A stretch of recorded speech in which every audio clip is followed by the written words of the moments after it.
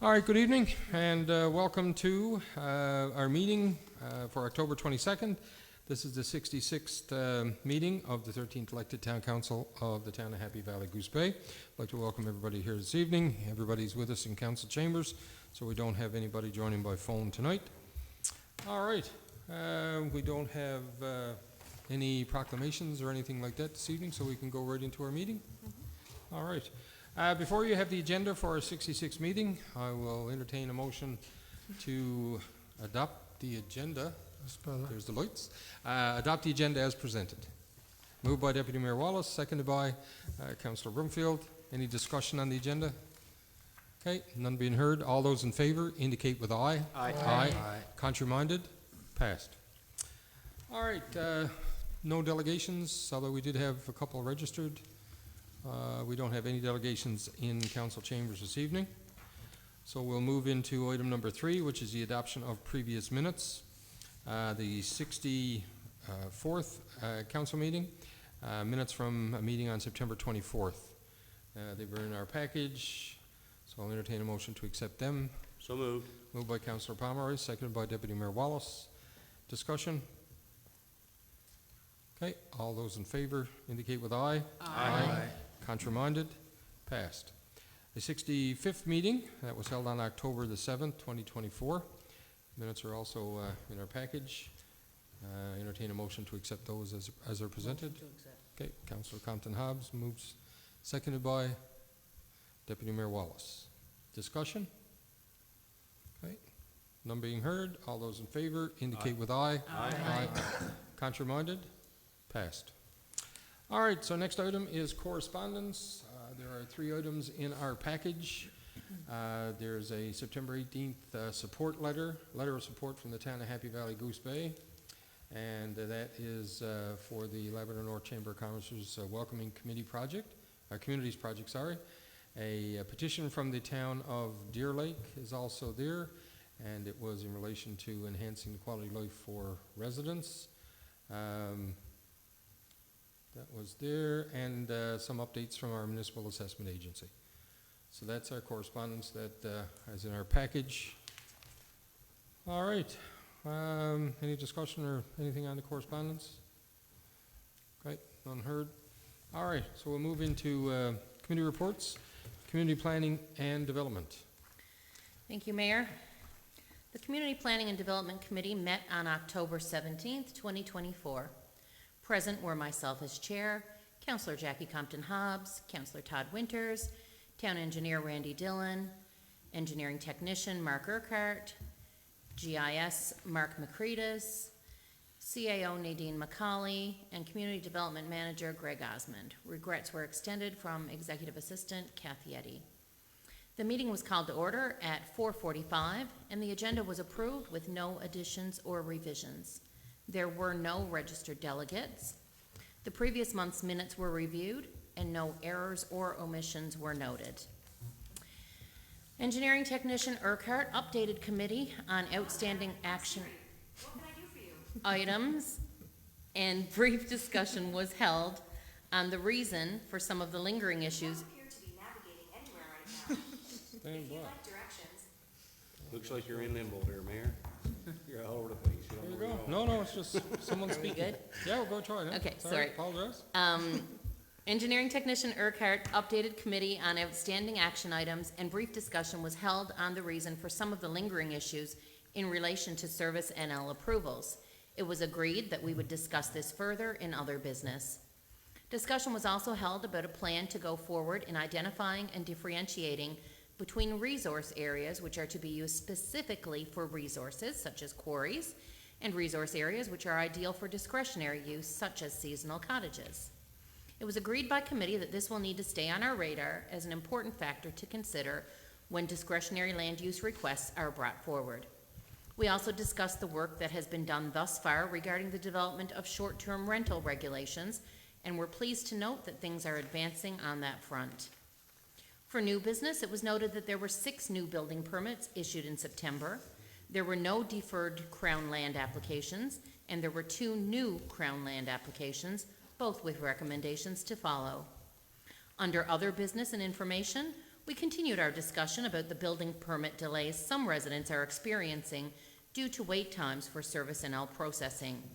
It was agreed that the town engineer, Dillon, would draft a letter for council to submit to Minister Lovelace of the Department of Digital Services and copy our MHA, Perry Trimper, to express our concerns over the significant wait times related to development planning and request an update on when they expect improvement or resolution. We also discussed a letter we received from NLGNB, which is the Newfoundland and Labrador Geographical Names Board, requesting the town's input on place names in our area that may either be unidentified or incorrectly identified. Committee felt that this is something that requires broader input than that of town staff and council, and that it should be brought forward to the general public, in particular, our elders and seniors who have extensive knowledge of the area's history. It was agreed that Engineer Dillon would reach out to Nicole King at the NLGNB to clarify if this correspondence could be brought forward to the public through the town. And following when my report was presented, was prepared, we did receive notification back. Mr. Dillon heard back from Ms. King, and she said absolutely, this was something that we would be more than welcome to bring forward to the public. So today that was actually posted on our town website. So I would like to take this opportunity to encourage residents, and again, especially those that have long-term residents or those with extensive history of town place names, to provide their input and feedback. There being no other business, the meeting was adjourned at 6 p.m. and our next meeting is scheduled for November the 19th at 4:45. I'd like to submit my report as presented. Okay, it's been moved by Councillor Rumbold and the Committee Planning and Development Committee that we accept the report as presented. Seconded by Councillor Brumfield. Discussion? Just a question. Now, with Councillor those Palmer. place names, do you know if they reached out to them days? I know, like, I just know from previously, from years ago, that this issue came up a long time ago, and there was something prepared on different place names in the community, including histories of all the streets and the names of the streets and you know, the history behind, like K Street, Strathcona, Grand, where all the names came from. Them they should have a lot of that information. If not, I can probably get some of it for you. Yeah, I've just pulled up their website, and the Newfoundland and Labrador Geographical Names Board is a part of the Department of Fisheries, Forestry, and Agriculture. And the main responsibility of them is to administer Geographical Name Board Act, involves the collection and recording of information. So who they sent that letter to, I'm not sure. There was like a blind CC or a no CC. It came to the town, but I'm sure, yeah, if they haven't already submitted it to them days and anybody knows a board member of them days, it's right there on our town website. So it's like a generic, you know, anybody who wants to provide input can visit the town. I went out through our constant contact. Is it on our website? I'm looking over. It's on our Facebook page. Okay, and the website tomorrow. So they can access that, and their contact information is there to provide your feedback. So, Any further discussion? Okay, all those in favor indicate with aye. Aye. Aye. Contrary-minded? We passed. Recommendations? I have two. Okay. Sorry. My first one is Crown's Lands application 163107. The Community Planning and Development Committee recommends that council provide no objection to Crown Lands application 163107, located at 613 Trans-Labrador Highway, on the condition that future development complies with the town's development regulations. Okay, it's been moved by Councillor Rumbold and the CPD committee that we have no objection to Crown Lands application 163107, located at 613 Trans-Labrador Highway, seconded by? I'll second it. Okay, Councillor Compton Hobbs. Discussion? Councillor Rumbold. I finally found what I was looking for in all these Crown Land applications of Churchill Falls Road. page 1 of their application, the provincial government's application, the very bottom of the page. Have you ever applied for land from the Crown land, yes or no? So if they tick yes, they're supposed to provide the details down below, and no one's ever done that. So that we know they're applying for different lots of land around these areas. They're supposed to provide the details when they apply, okay? So you're saying it was omitted on this Well, application, I'm saying or? that the provincial government employees just been overlooking it through error. When they provide, say, Yeah. have you ever provided for Crown land? And they say yes, they should be providing the details, Should be right here. yeah. Yeah. Okay, If I can just add, like, is this for a seasonal recreational cottage? or- correct, Yes, yeah.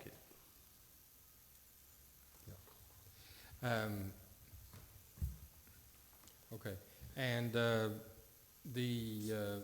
name that I see is in two people's names? Yeah, it's a joint And the application. application. but what I would recommend you do is just tell or refer this to the government employees down there, and just tell them that they're supposed to fill this part out too, right? So are you suggesting it's an incomplete application? No, we still move it, or vote on it, It's not our application, it's in the future. yes, going forward, yes. So what we need to do is go a letter to Crown Lands to say, you know, the bottom, if that is. And, I mean, do we know in this particular circumstance if there is other land? Do we know, or is this We don't, I related mean, to this? this is Okay. a joint So that's application, that's what you've been so- looking for a while Yeah. anyway? Okay, all right. But they check yes. Yes, so they're supposed to provide the details of what the dates they applied for previous Crown lands. They will have the application and all that stuff, they did it right. But I'm sure if, once you refer the letter to the provincial government, they'll realize what they're supposed to provide too, right? So, and just correct me if I'm wrong, and why I'm looking at this. This application is in a particular individual's name, but if you look at, so if there's supposed to be a second one, if there's another person, there's supposed to be an appendix A with the person. This application shows that this second person is the primary contact or representative. Right, so I don't know if that would be held in, so if you look at the application, it says, if the application, complete Appendix A for an additional applicant, but that part one, I don't know if that's Appendix A or if that's just for a representative. So if I go to get a piece of land and I want you to look after it, then I'm the primary contact, but I'll indicate, you know, her name or somebody else's name as a contact. So Yeah, it is says that the way describe that? the relationship Yeah, on there of yeah. primary contact Yeah. designated rep, Yeah, and they yeah. haven't But, chosen one of but those primary, options. primary yeah. contact, so for me, you know, any further correspondence should be to the second person here on this application, as opposed to it being a joint application, so if Yeah, it was or a a joint. co-applicant. Right, It's like any right, other right, absolutely, right, so. application. I don't know, just maybe if we reach back out to Crown Lands just to, you know, address a couple of the concerns that we brought here today, because, yeah, it would be nice to know if there are other properties that are there. Deputy Mayor? Question, are we vetting the applications as they come here during council meeting, or is these supposed to be vetted before we receive them? Well, it's a recommendation we're to just a approve, so we're just in the discussion side. No, but my point, Yeah. my question is, this application, if it's incomplete, or if there's errors or something, shouldn't that have been vetted before coming to us today?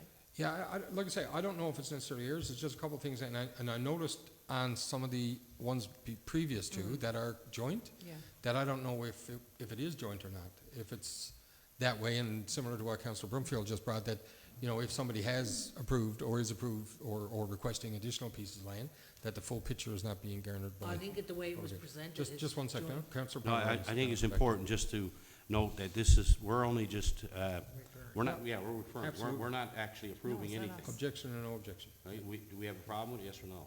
Yeah. And I think it was presented as a joint co-application. Right. That's the way it was presented in the meeting. That's the way it's presented, that's the motion reading, but does the application reflect that? Yes, Mayor, actually, the application, it says in the appendix that the additional applicant is Tracy Party. So she's also the primary contact, but she's also the additional applicant.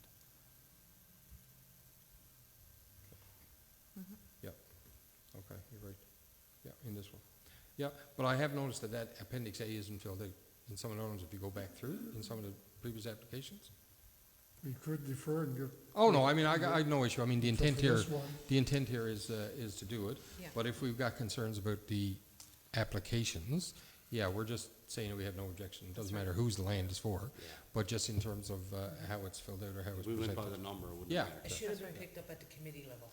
Well, no, it shouldn't be. It should be picked up at the Crown Lands level, not us. We And don't have that's any, where the conversation's we don't at. have any responsibility for that. I mean, we'll only do what we're, So hopefully a that's letter present. will Yep. fix that. perfect. All right, any further discussion?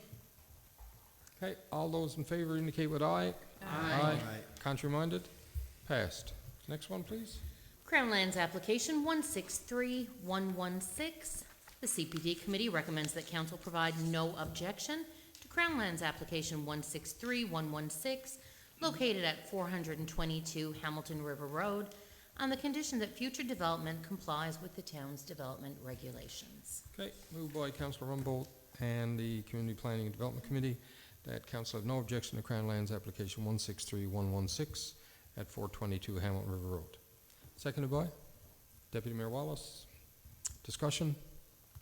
Councillor Pomeroy? Just a question. Can you provide more detail on what the land is for and where? Absolutely. How much land we're talking Yep. about here? Absolutely. So in your council package, you'll see that what they've requested is land for outdoor storage. So it is not a shed or an outdoor storage dwelling, it's just outdoor. It says, the applicant operates in the details section, they say we own the property and operate a commercial business at the front of this property and intend to use this land for storage. They also, in their addendums that they included, they have the survey, and it actually says that no buildings to be constructed in the near future, the perimeter will be eventually fenced in if approved. So what it is it's a commercial building, they want additional storage at the rear of the commercial building, which they will fence in so that there's no eyesore of boxes or items stored at the front of the building. What's the area of those? 6.5 meters by 90 meters. And Oh, the sorry, the reason if you, 65, not 60 by 6.5, 65 Yeah. by 90. And and further to that, I will share some information that was discussed at the committee level. So the only item of concern that we had was there's not a Grand River Snowmobile Club trail, there's not an official trail, but there may be footpaths that have been used in the past. So what we had to take into consideration was if we grant this land, or if we provide no objection, would this disrupt trail systems? And there is an alternative. So it's basically, if you're going along the trail, you can go this way and over, or you can go this way and up.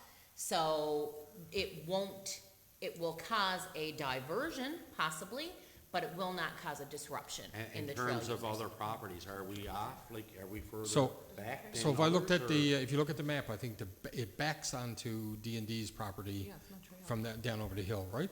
But again, we are only referring, do we have objections? And I mean, we can voice those concerns in terms of, footpaths or traffic or whichever. And I'm sure we're not the only entity that this has gone to, but basically it puts it back to the back of the land that's there now. It puts it back to the D&D footprint.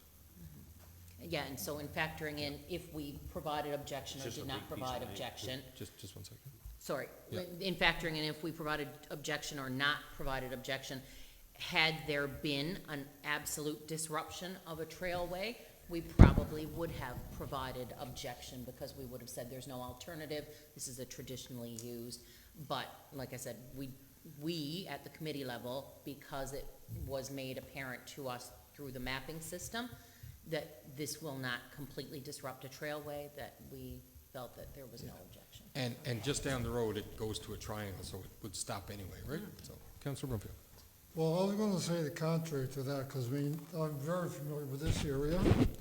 I'm looking at the Department of Fishery, Forestry and Lands, the picture you guys have there with Notre Dame and all the other ones. So far, they're the only ones who want to go back this far. And I can tell you from personal experience as a young child growing up in this area, they're going right back to that big bank that falls down. You know that this is Spruce Park, right? Yes, going towards Spruce Park on the right side of, behind post office, right? No, this is, Just up the road from the It post is. office. yeah, it's, yeah.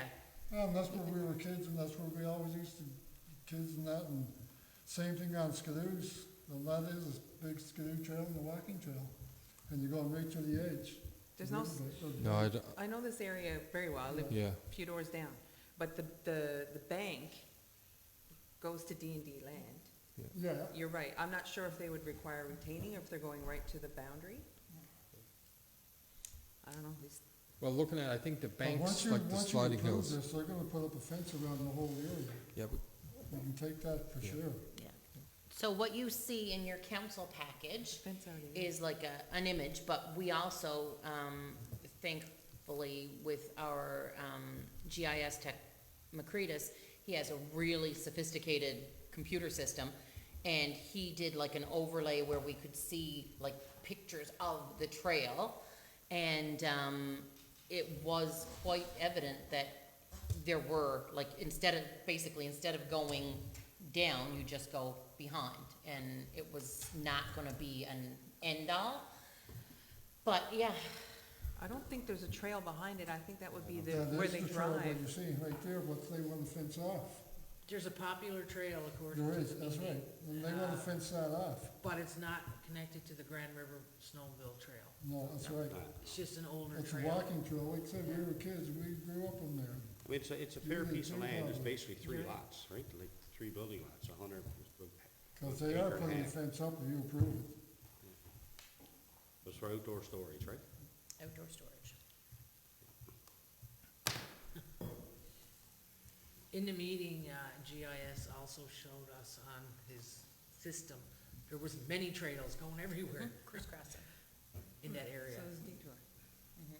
yeah, the only thing is from a trail perspective, if you look at the map and go down the road, it goes to the triangle, so there is no access to anywhere. If somebody wanted to fence off the lots that are down the road now, and the D&D property, with the dark blue, there really is nowhere to go.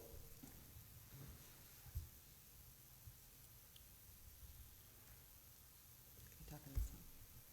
Yeah. Yeah. All right, further discussion? Okay, none being heard. All those in favor with no objections, indicating no objections to Crown Lands, indicate with aye. Aye. Aye. Contrary-minded? Contrary. Okay. No. Noted, sir. Motion's passed. And that is everything from me. Thank Mayor. you kindly. We'll move to Community Services and Recreation. Thank you, Mayor. Floor is yours, sir. Thank you, Mayor. Meeting was scheduled for Monday, October 7th, 2024, at 4:45 PM. Present were Chair Councilor Todd Winters, Deputy Mayor Ella Wallace, Councilor Jackie Compton-Hobbs, Chief Administrative Officer Nadine McCauley, Acting CSR Director Brad Butler, Executive Assistant Kathy Eddy. Regrets, Community Development Manager Greg Osmond. Meeting was called to order at 4:44 PM. We had the approval of the agenda. There were no presentations or delegations. Review of previous minutes and action items. There were no errors or omissions identified. Action items update review. Action items update were reviewed and updated. I'll go through those right now. Action items. The Mealy Mountain Soccer Field equipment is still not available for flattening. Acting Director Butler to contact established contractors regarding timeline. Number 2, finalize Clyde Room's dedication. We're still waiting for the family to finalize a date for the unveiling.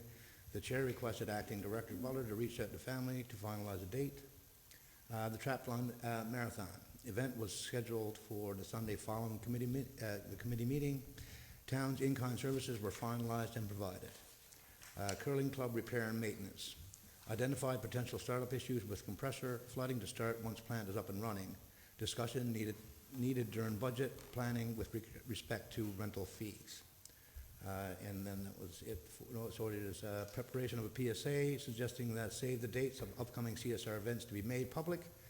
such as pumpkin walk, Guy Fawkes Night, tree lighting, and Santa Claus Parade. Status is dependent on CDM Osmond's return to work.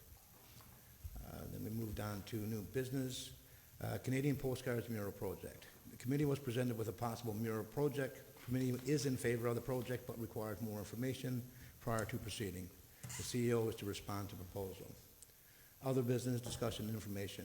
Policy CSR 0002, Winter Carnival. The committee reviewed the policy and agreed to update based on changes to wording and expectations. Recommendation to follow. The committee was also in favor of releasing an expression of interest for the establishment of a Winter Carnival committee.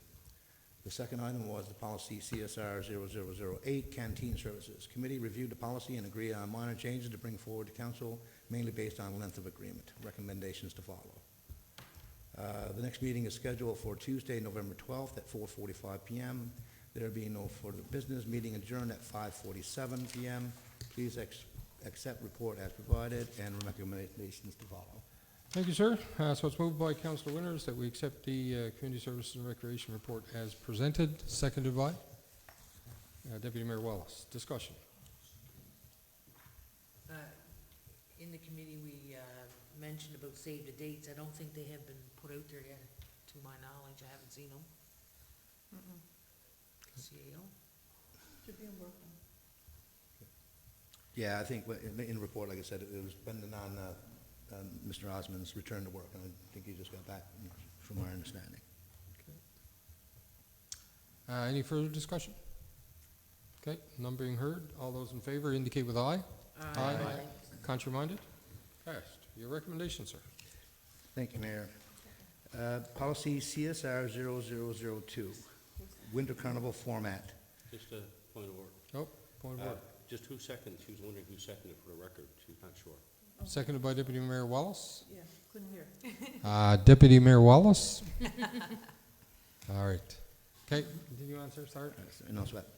Policy CSR 0002, Winter Carnival format. The CSR Committee recommends Council approve policy CSR 0002, Winter Carnival format as presented in Council package. Okay, moved by Councillor Winters that, and the Community Service Recreation Committee, that we accept and approve the CSR policy number 0002, which is the Winter Carnival format policy. Seconded by? Okay. I see your hand and I saw his hands. So I'll go with Councillor Brumfield. Discussion. Okay, none being heard. All those in favor indicate with aye. Aye. Contrary-minded? Passed. Next one, sir. Thank you, Mayor. Policy CSR 0008, canteen concessions. The CSR Committee recommends Council approve policy CSR 0008, canteen concessions as presented in Council package. Okay, moved by Councillor Winters and the CSR Committee that we approve the policy CSR 0008, which is the canteen concessions policy as presented. Seconded by Councillor Brumfield. Discussion?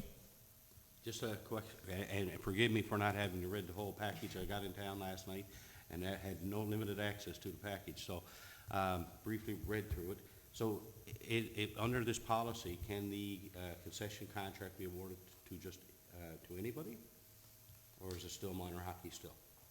From our understanding, it will be, yes, I have to go to CAO. I think it is minor hockey and minor soccer. Soccer, They minor are the hockey. major.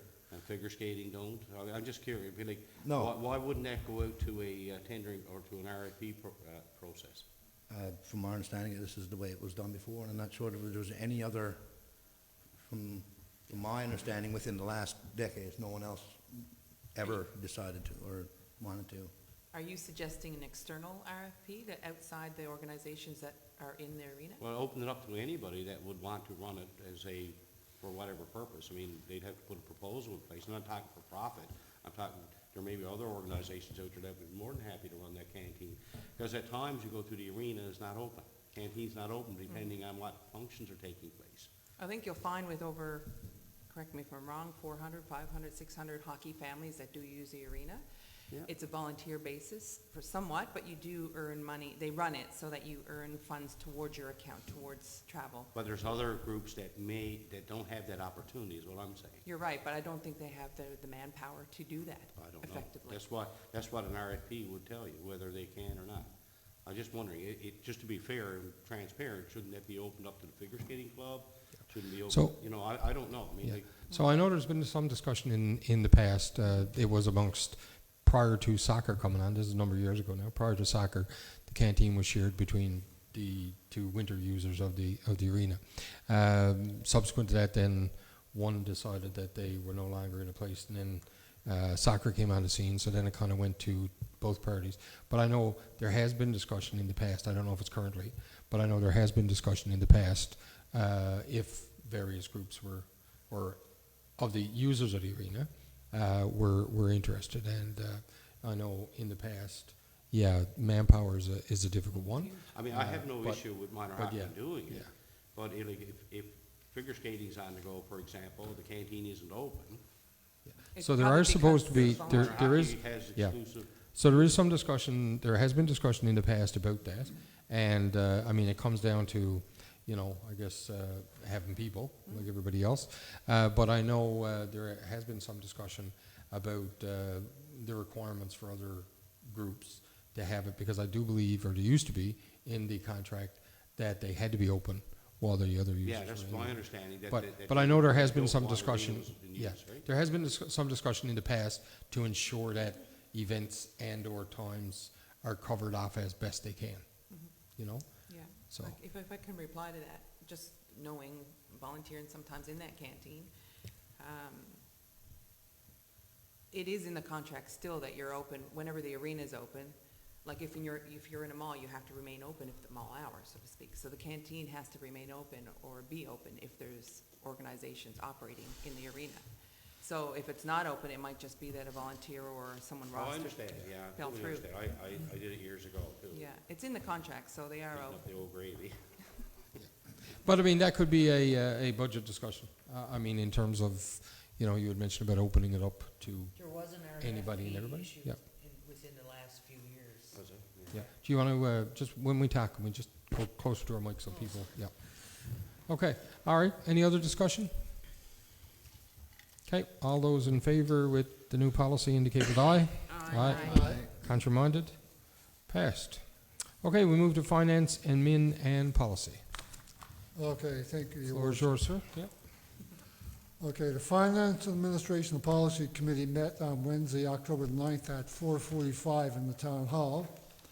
Present was myself in the chair, Councilor Bert Pomeroy, and Councilor Deputy Mayor Ella Wallace, the CEO Nadine McCauley, DFO Mike Dalmont, and Executive Assistant Kathy Eddy, and SAT Valerie Pye. The regrets were from Greg Osmond. The meeting was called to order at 4:45.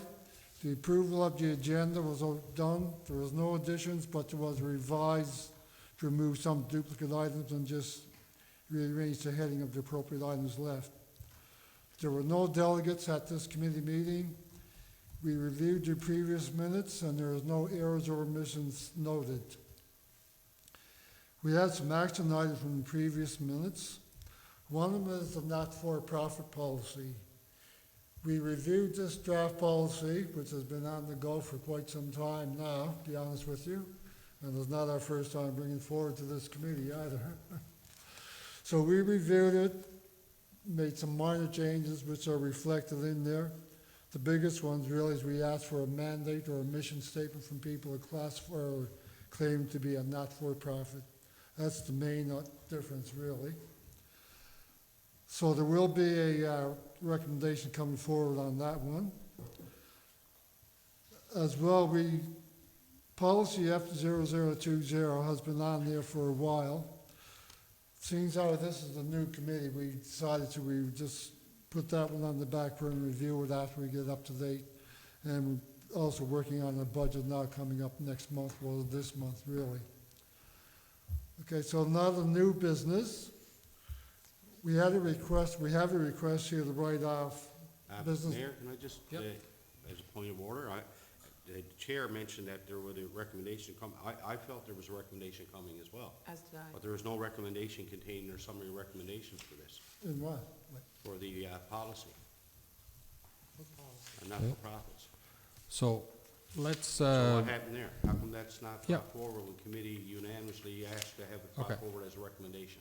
Okay. It should be here. So, okay, so from a recommendation perspective, then we'll have that conversation in a Well, moment. it's not in there, is it? We'll do the report, Okay. and then we'll go from a recommendation Yeah. perspective, Should, all right? should be on the list. Yeah, okay, so Yeah. we'll do that in a second. You can finish your report and then, Okay. So the new business, we have a request to write off 3 business taxes in the, and there's recommendations for 3 of them. One is from a person who is deceased, another one's from a person who's no longer in town, and another one's from a business that no longer exists. We also have requests for a donation to the Ice Cream Charity Ball, which we have a recommendation there attached for that one. We also had a request from Mealy Mountain Collegiate for a travel donation for students to go to Gander. As we reviewed our policy manual on this one before, last year actually, and we no longer make donations for that of this kind, so there is no recommendations on that one. The Filipino Association has requested a donation for their games day, and we have a recommendation in there for $500 towards that event. As well, we will be discussing our budgets for 2025. Our first budget meeting will be held on Thursday, October the 24th. So that's going to be interesting to see how this goes this year. We also have a record retention policy, which has been here for a while, I guess, from what I understand. And basically, it says the CAO recommends the policy be sent to all of the council and that the policy come forward to the November council meeting, so next meeting. As well, where I'm the new chair of the Finance Administration Policy, we had to change check signing authority with the bank. So I will be added on, and Councilor Bert Palmer will be removed as the check signing for the town of Happy Valley Goose Bay. As well, we have a request here from the Happy Valley Goose Bay Recyclers, and we discussed this one in quite detail, and we're quite pleased with the services that these people provide.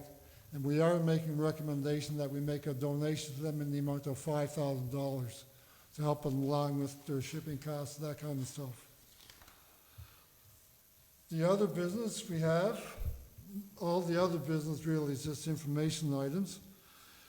And one of them is 2 councils will be going to Gander for the municipality's M&L convention in November. So there's a recommendation to name 2 of them as voting delegates at that one. There's another one here, information, there's a grant money available from the municipality's Community Violence Prevention Grants Program. And our CD, Greg Odds, will be investigating into this one, getting back to us on what's available there for us to apply for. Another update for 2022, we met with the auditors last night via teleconferencing, and we reviewed the audited financial statements for 2022.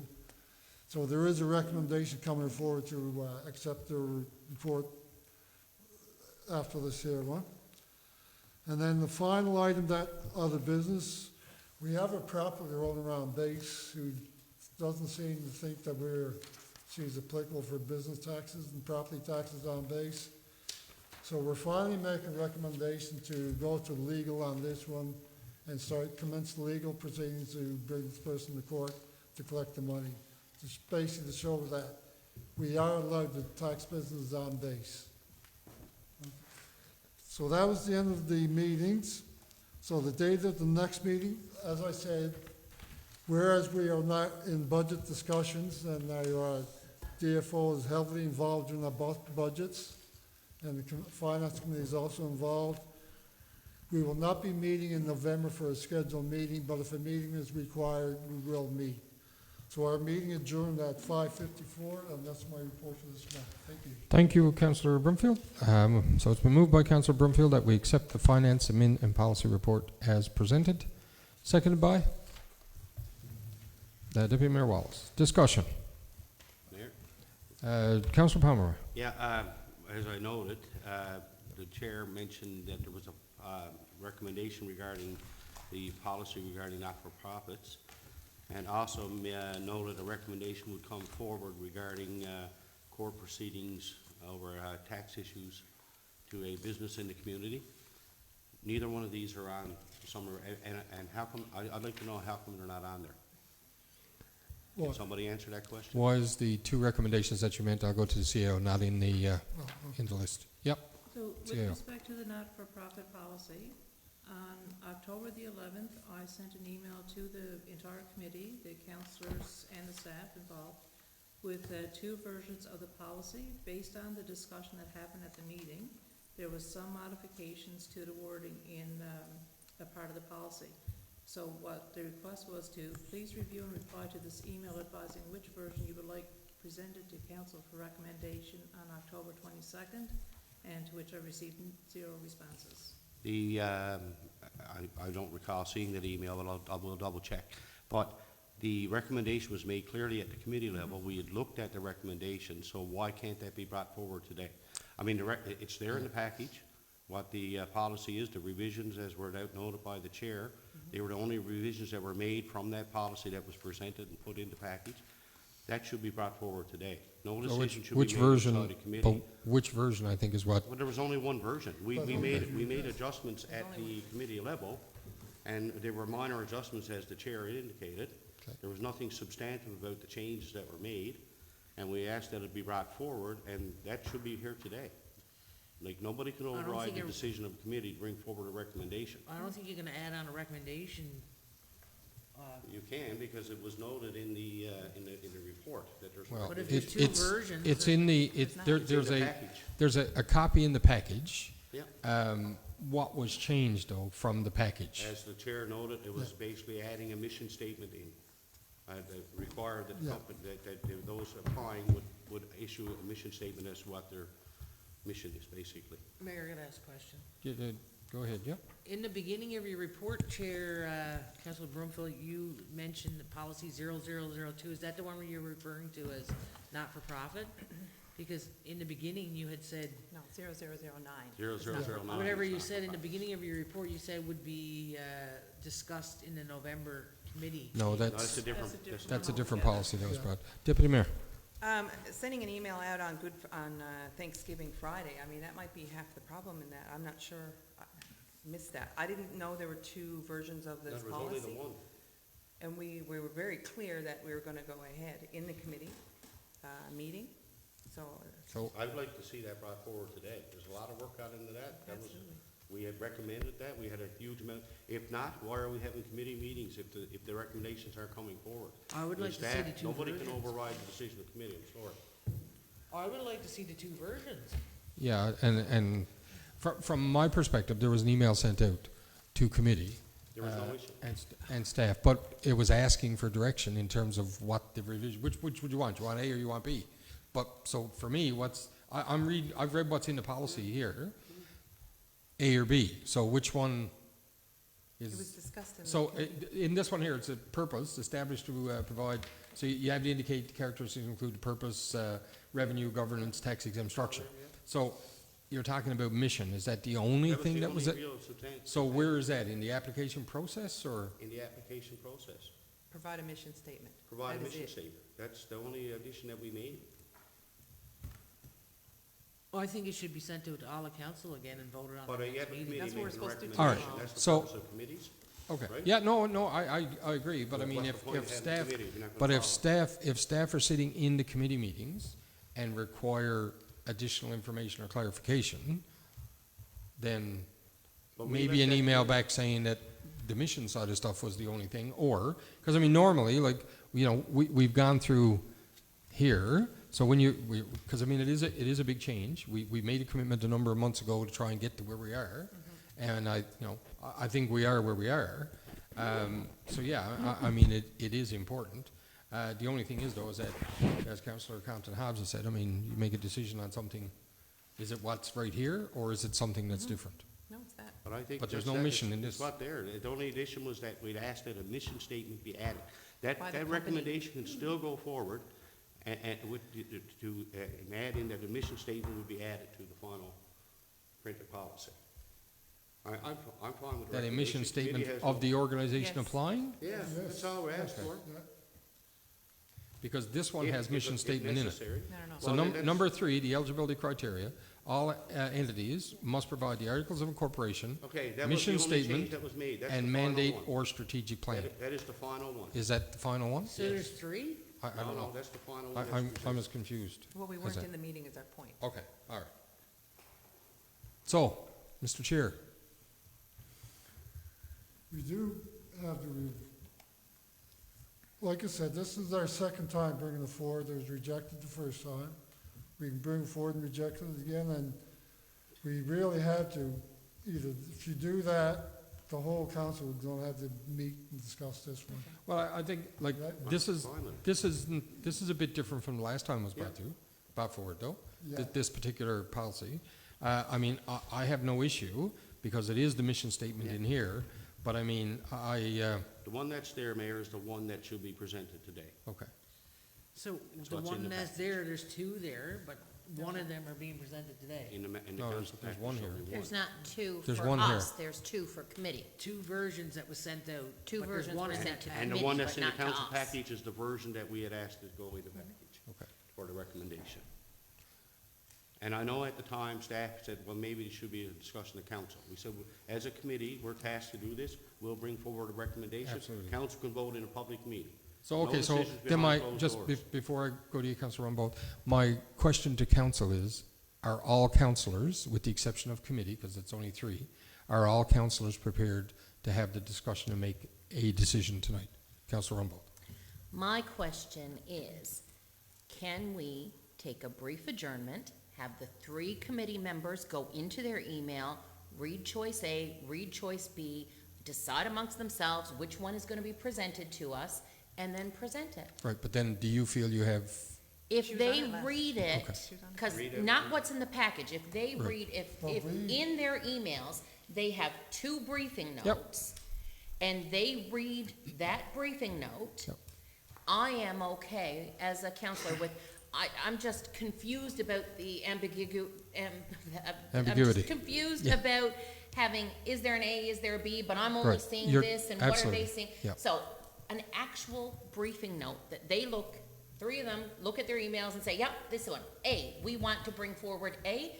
If they bring that forward, somebody reads it as a recommendation, That's what we did in the me committee. personally, Okay. I'm okay with accepting all right. that. And the committee members, are you okay with doing that? Absolutely. I'm fine with that. I mean, I think Okay, the so committee, can we I think take a the brief policy adjournment? is a good policy and the staff. And the rest of us have, Just, her si- opinion? excuse me now, because it's getting too complicated. Councillor Brumfield? No, I don't think we should take a break for us to go to school. It's done. We as a committee, we looked at the first one here, and this is what we got. You see the item number 3, all entities must provide their articles of Yep. incorporation with state and mandate a I just read strategic plan. Yep. And this is the one we reviewed when we Okay. were in our committee meeting last. Okay. Mayor, So, can so I what ask I'm a just question? one moment. So now. another So what one, I'm whichever saying is whatever that, that was, that A or B? yep, and there was- so the one that's presented in the package Mayor? here, yep, just one second. CAO. Yep, oh, one second.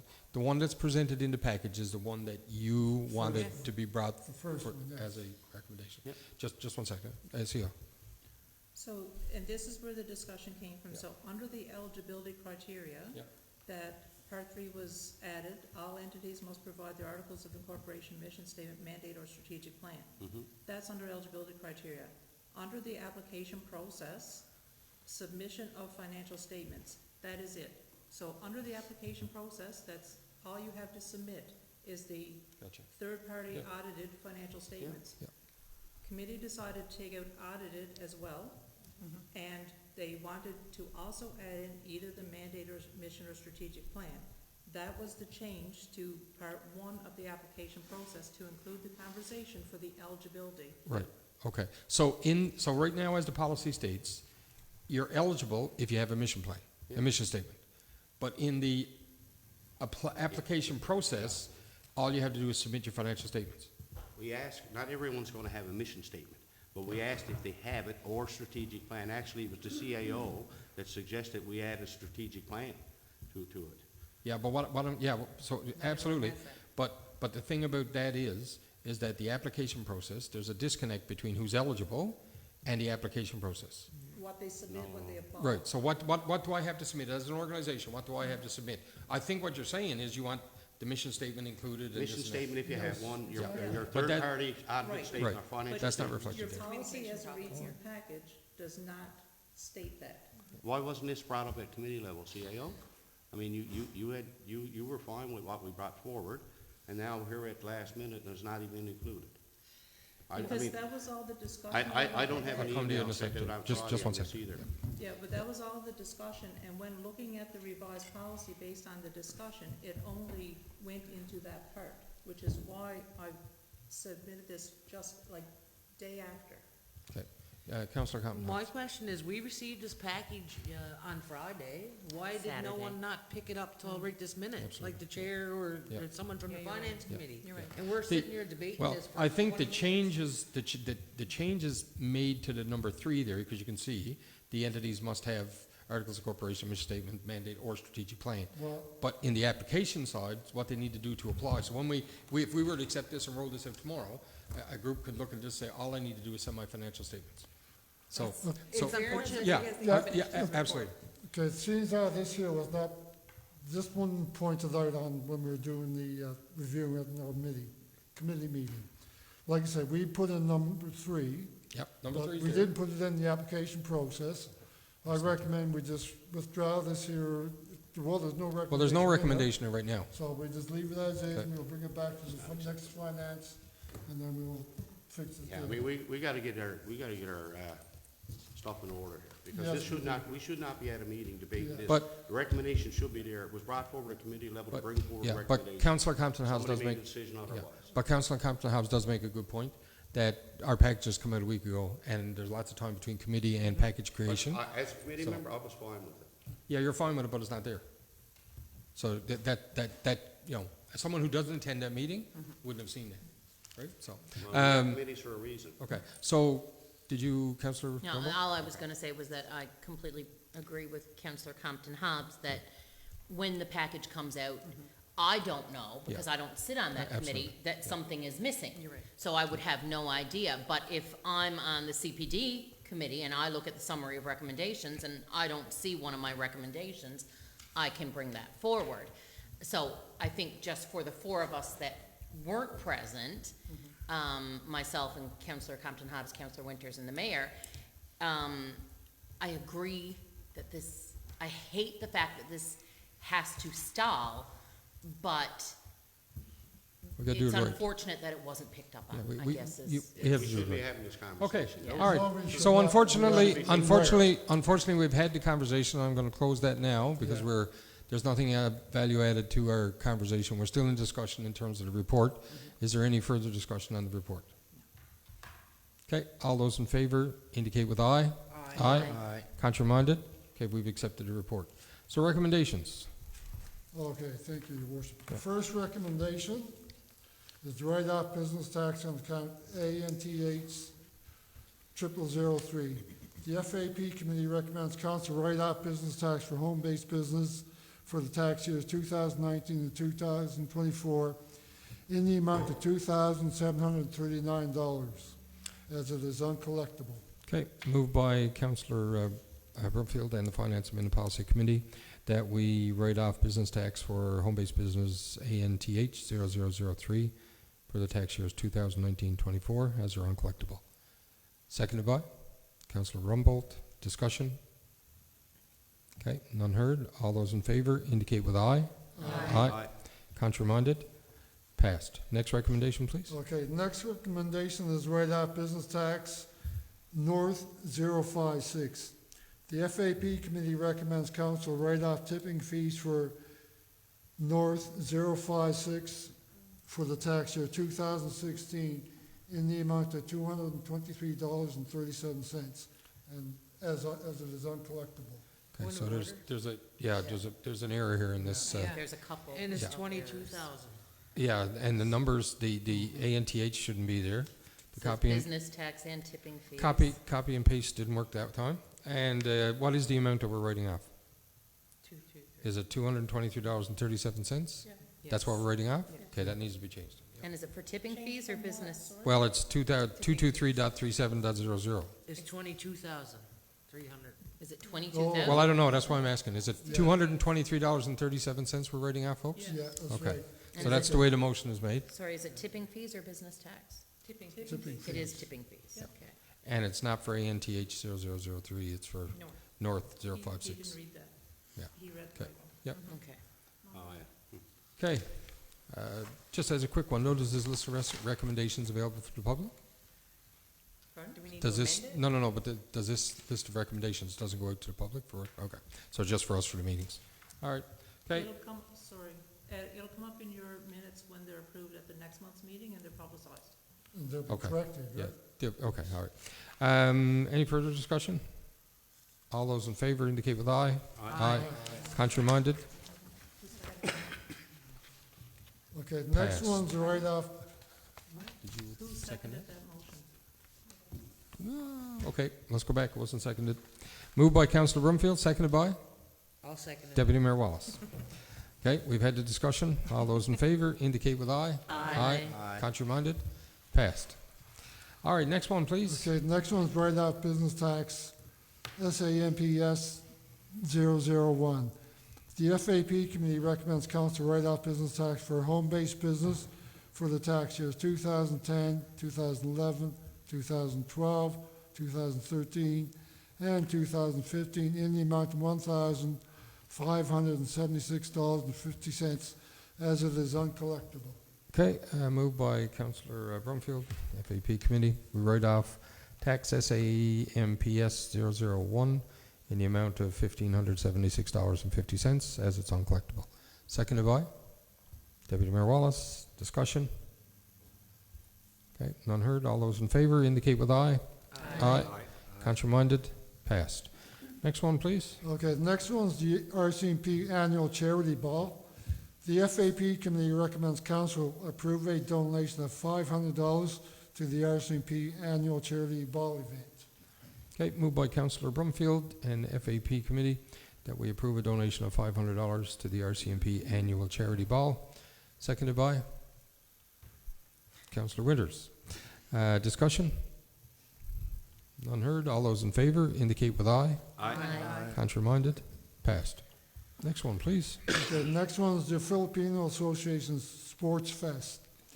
The FAP committee recommends council approve a donation of $500 to assist in the Filipino Association Sports Fest. Moved by Councillor Brumfield and the FAP Committee that council approve a donation in the amount of $500 to the Filipino Association Sports Fest. Seconded by I'll second that. Councillor Compton Hobbs, seconded. Discussion? All those in favor indicate with aye. Aye. Contrary minded? Passed. You probably should make the next one. You probably should make the next one, because I it's, shouldn't make it. There it's, will be yeah, no it's gain you. for him. It's just Well- procedural, that's all. That's part of his leave. I can go ahead and make it. It Yes, doesn't Councillor make a Rumble, difference. just to cover us off. Councillor Rumble, if you make the next one No, recommendation, I'm please. not, so I can't. Pardon me? Ella can make her. Deputy Oh, she's on the Mayor. committee. Deputy Mayor. yeah. Check Signing Authority, the FAP Committee recommends the council remove Councillor Bert Pomeroy, former Chair of the Finance Administration and Policy Committee, from Check Signing Authority and add current Chair of Finance Administration and Policy Committee Chair, Councillor Hayward Broomfield. Okay, motion made by Deputy Mayor Wallace that we remove Councillor Pomeroy and in place add Councillor Hayward Broomfield as signing authorities as the Chair of Finance, Admin and Policy. Seconded by I'll second that. Councillor, got her already. Councillor Rumble, sorry. Discussion. Okay, none heard. All those in favor indicate with aye. Aye. Contrary minded? Passed. Next one, please. Okay, thank you, Deputy Mayor. Next one is the Happy Valley Gooseberry Recyclers. The FAP committee recommends council approve a donation to the Happy Valley Gooseberry Recyclers in the amount of $5,000. Okay, moved by Councillor Brumfield and the FAP Committee that we approve a donation of the Happy Valley Gooseberry, of $5,000 to the Happy Valley Gooseberry Recyclers. I'll second that. Seconded by Councillor Pomeroy. Discussion? All those in favor indicate with aye. Aye. Contrary minded? Passed. Next one, please. Just want to note, though, before we move on, Mayor, I know it's passed, but they had submitted a request for us to cover their insurance costs again this year. And at the committee discussion, we had indicated providing a $5,000 donation that can help cover out those insurance costs as well. We're not going, it's not in addition to, Sure. just for the Yeah, record, so good that, point. Okay, wonderful. Further on that, I also think we should refer them or link them in our Facebook too, the Gooseberry Recycling, right? Yeah, that's a good So idea. the people out there know where they are, really. there's a lot of stuff coming up Yeah. there, my God. Next one, sir, please. Okay, my final one. Municipalities annual AGM 2024.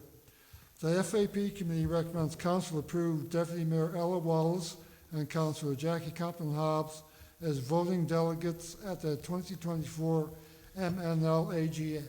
Okay, it's moved by Councillor Broomfield and FAP that we approve Deputy Mayor Wallace and Councillor Jackie Compton Hobbs voting delegates for 2024 MNL AGM in Gander. Seconded by Councillor Winters. Discussion? None heard. All those in favor indicate with aye. Aye. Contrary-minded? Passed. Mayor, I don't know if I can just, the chair did indicate there was another recommendation regarding the process to proceed with court action regarding taxation Yep. in his opening remark. Yep. And there is no recommendation on that as well. But that's Can we- administrative, is it? I don't know, there was you had indicated there was a recommendation coming, Yeah.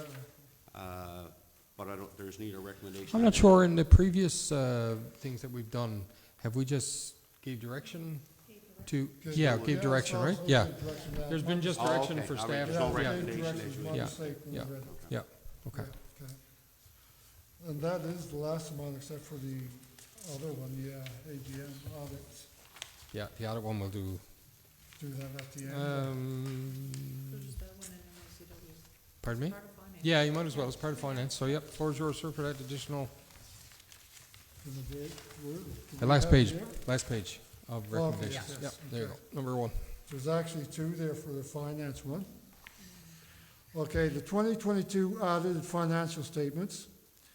Be it resolved that pursuant to section 86(1) of the Municipalities Act, the town council of the town of Happy Valley, Goose Bay approved the 2022 audited financial statements prepared by Kimberly G. Humphreys Professional Corporation and authorized Mayor George Andrews to sign on behalf of council.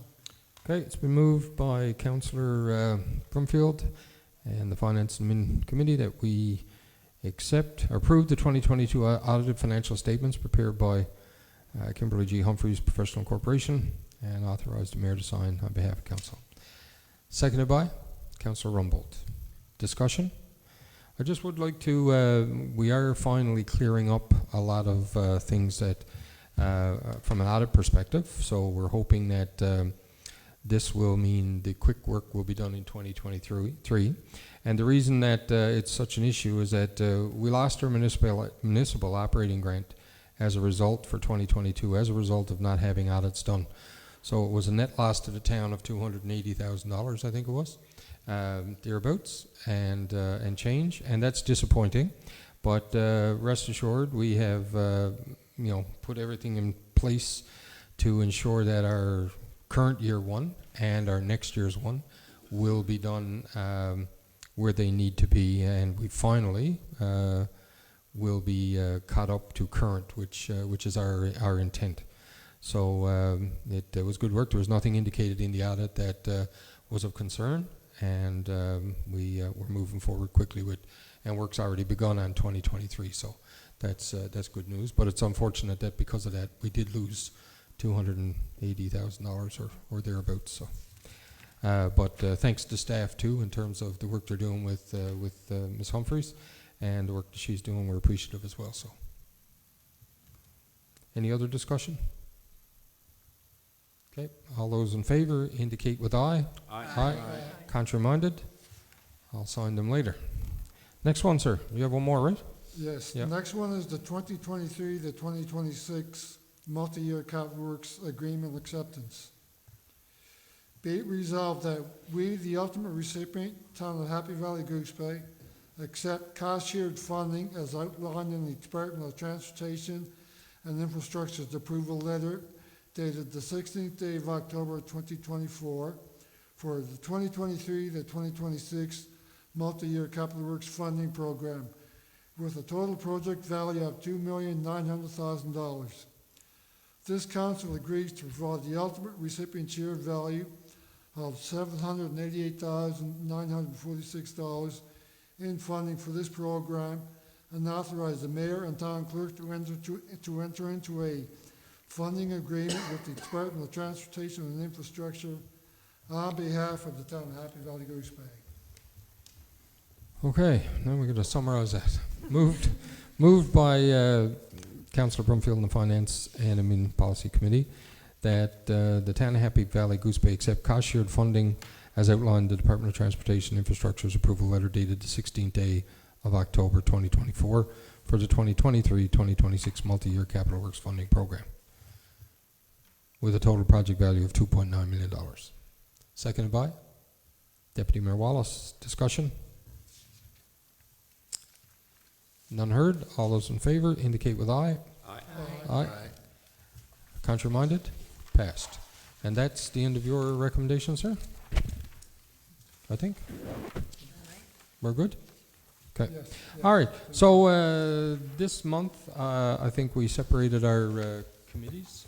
Municipal Services and Protective Services, we've put them apart again where they were previous to, just to make things more efficient. And we have now turn the floor over to the Chair of Municipal Services. Thank you, Mayor. Municipal Services Committee met on Monday, October the 7th. Present were myself as Chair, Councillor Hayward Broomfield, Deputy Mayor Ella Wallace, Chief Administrative Officer Nadine McCauley, Director of Engineering Randy Dillon, Superintendent of Water and Sewer Keith Pye, Superintendent of Public Works Randy Chambers, and Executive Assistant Kathy Eddy, who took the minutes. The meeting was called to order at 6:02 p.m. The agenda was approved with no additions, and there were no delegations, and the previous minutes were reviewed with no errors or omissions noted. Action items were reviewed and updates were noted, and those action items will continue in the package on a go-forward basis. Committee. Under new business, we received a letter from a resident raising concerns about the destruction of sidewalks between the bargain shop and 438 Hamilton River Road. The committee requested that staff verify if this is town property and provide a remediation plan, and that a response be provided to the resident. I believe a written response is being provided. It will be sent to him shortly. The committee was also advised that Hickey Construction notified the town of changes to their garbage collection due to increased volume and type of waste. The company emphasized that domestic garbage must be properly contained.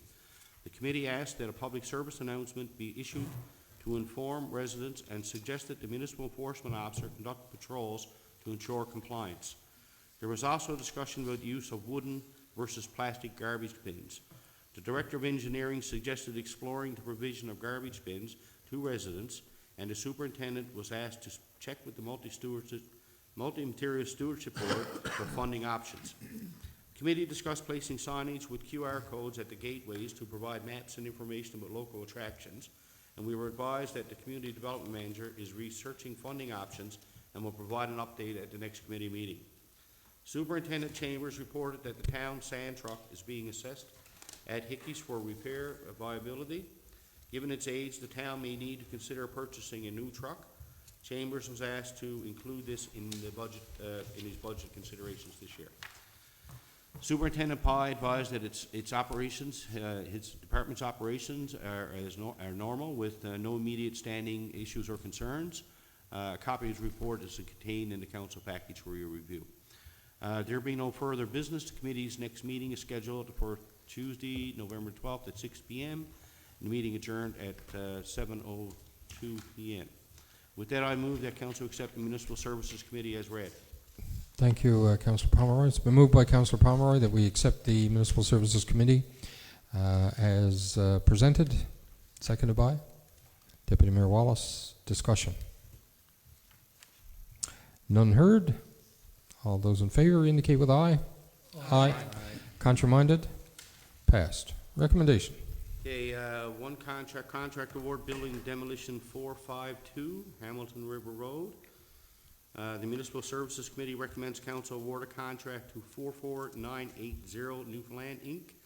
in the amount of $54,819.35 for the demolition and disposal of the building located at 452 Hamilton River Road. Okay, moved by Councillor Pomeroy and Municipal Services Committee that council approve the awarding of a contract for the demolition of the building at 452 Hamilton River Road to 44980 Newfoundland, Inc. in the amount of $54,819.35. Seconded by? I'll second it. Seconded by Councillor Compton Hobbs. Discussion. I Councillor know Palmer. that came up as a discussion. Why is the taxpayers being on the hook for demolition of a building that the town doesn't own? Can somebody answer that question for me? Can the CAO answer that question? I'll try. The committee decided that in the matter of public safety, that this building should come down. Oh, I agree. We have no other option. There is no known owner of the building, and therefore we cannot charge the owner. What was the last known registered owner of that property? It must have been on the assessment roll, taxes were paid. That is correct, but there was a question of ownership even with that listed entity. So what about the land? Can the town acquire that land now? That's something we have to work with Crown Lands once the building is demolished. So it's still Crown land? Yes. And why wouldn't Crown It was Lands? never granted If it's to on anybody. Crown land and there's no owner, why wouldn't Crown Lands be responsible for paying the cost of cleaning it up? Why should the taxpayers of our community be paying that? That's Crown Lands makes it the responsibility of the lessee to either remove the property And the or lessee- to demolition the property. And the lessee is who? The lessee at the time was Hudson's Bay Company or Northwest Company. Did we reach out to them? Yes, our lawyers did. And they don't have any claim whatsoever? They haven't responded. So should we be delaying this, or should we, until we know for sure? I mean, I wouldn't want the taxpayers to be paying a $50,000 bill for something that really the town is not liable for. It was a committee decision that in the interest of public safety. Not at the because last committee meeting. We discussed it at last committee meeting. It was also discussed at Protective Services. Protective And it's services. been discussed for We several didn't months. have a discussion at our committee meeting on I didn't this. discuss it in the committee. Not in meeting, no, municipal I know. services, yet as a recommendation from committee. So We the didn't discuss this. mayor. Just over here. 1 second now. I'm going to Councillor Brumfield next hand. Councillor Brumfield? I would just like to point out, again, we all know we're talking about the old Hudson's Bay in Spruce Park. We also got the old Hudson's Bay down here in the valley, and there's no building right across from that road. They're gonna come looking for, someone's gonna come look and have the town pay to take that down. Councillor It's the Compton state of Hobbs? repair that's in. I just wanted to add that the CAO is correct. It was discussed in Protective Services about dilapidated buildings as a whole in the community. And the CAO was going to write a letter to Crown Lands and have that actual discussion about responsibility of buildings on Crown Lands throughout the community. So it was definitely discussed. And I Yeah, but- personally agree, due to public safety, and has been ongoing for years, people were squatting in there, the roof is caved in, it needs to be come down. No, So nobody why will is it in, disagree with that. Councillor? So, The committees were split this month. yeah. Dilapidated buildings. Okay, I'm going to go to Councillor Rumbold. She's got her hand up. I guess my comment was gonna be very similar to Councillor Compton Hobbs. And to address Councillor Pomeroy's, do I think it's fair that the taxpayers of Happy Valley Goose Bay have to foot this bill? Absolutely not. I do not think it's fair. I've got that side of me who's saying it's not fair to our residents that they have to foot the bill, that ultimately the town has to foot the bill. The other side of me, the safety and dilapidated building side, is saying, how do we answer the community if tomorrow somebody gets hurt or there's a fire or something, and then the community looks at us and says, why did you allow this building? You knew this building was in bad shape. Why did you allow it? And I mean, I know that we could turn around and we could say, well, it wasn't ours. But I feel like there is no good resolution when we fall back to the fact that there is no registered owner. And that's just, you know, if we found a vehicle on the side of the road and it was abandoned and it had no registered owner and no identifying markings, and would we leave it there all winter or would we tow it? I know it's not the same thing, but I feel like we're in a no-win situation, I guess was what my comment was gonna be. And as far as who brings the recommendation forward, I mean, there's lots of times that we look at things and we're like, oh, this is administrative, but it could be community planning. But I don't think at the end of the day it really matters what committee brings it forward if we're all gonna vote on it, whole council. Now, I can, Deputy Mayor Wallace. It's not what committee brings it forward, it's that the committee that is bringing it forward was not discussed. We didn't Right. discuss it We didn't discuss whatsoever this at all. last, So, in our committee so meeting. it should have been under protective Shouldn't have been services, or under protective services. and Yeah. Mayor, if I just can add, again, I have no problem with the building coming down. Oh, yeah. It's just eyesore, it should have been down. We put in 10 years ago demolition orders on that and cleanup orders on that, and they weren't followed. It was appealed because of it was brought forward to the appeals board. If Crown Lands owns it, Crown Lands should be responsible, and we should be holding the task for that. We should not be putting this on the taxpayers. We're talking about, this year, we had to cut everything. We cut positions, and now we're hauling money out of our pockets, paying for somebody, for this area to be cleaned up when it's really not our responsibility. I totally agree, it's gotta be taken down, but, I don't think we've done our due diligence on this. I honestly don't. Well, this issue's been ongoing for years. But we haven't found out But, who the owner well, is.